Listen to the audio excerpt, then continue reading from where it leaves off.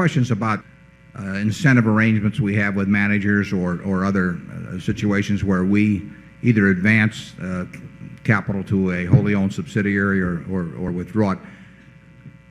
Usually that ties in with the compensation plan. And we want our managers to understand just how highly we do value capital. And we feel there's nothing that creates a better understanding than to charge them for it. So we have different arrangements. Sometimes it's based a little on the history of the company. It may be based a little bit on the industry. It may be based on interest rates at the time that we first draw it up. We have arrangements depending on on those variables and perhaps some others and perhaps just how we felt the day we drew it up, that range between 14% and 20%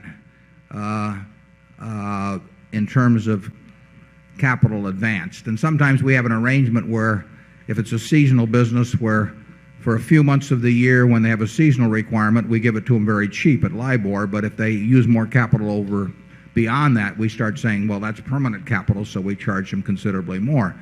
Now, if we buy a business that's using a couple $100 million of capital, and we work out a bonus arrangement and the manager figures out a way to do the business with less capital, we may credit him at a very high rate, same rate we would use in charging him in terms of his bonus arrangement. So we believe in managers knowing that money costs money. And I would say that just generally my experience in business is that most managers, when using their own money, understand that money costs money. But sometimes managers, when using other people's money, start thinking of it a little bit like free money. And that's a habit we don't want to encourage around Berkshire. By sticking these rates on capital, we are telling the people who run our business how much capital is worth to us. And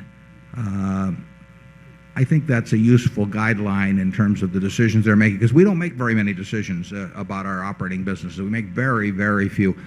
I don't see capital budgets in most cases from our 100% owned subsidiaries. And if I don't see them, no one else sees them. I mean, we have no staff at headquarters looking at this kind of thing. We give them great responsibility on them, but we do want them to know how we calibrate the use of capital. And so far, I would say it's really worked quite well. Our managers don't mind being measured, and they like getting. I think they enjoy seeing a batting average posted, and a batting average that does not include a cost of capital is a phony batting average. Charlie? Well, I certainly agree.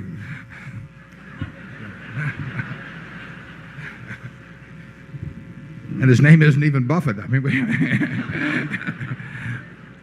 Zone 4.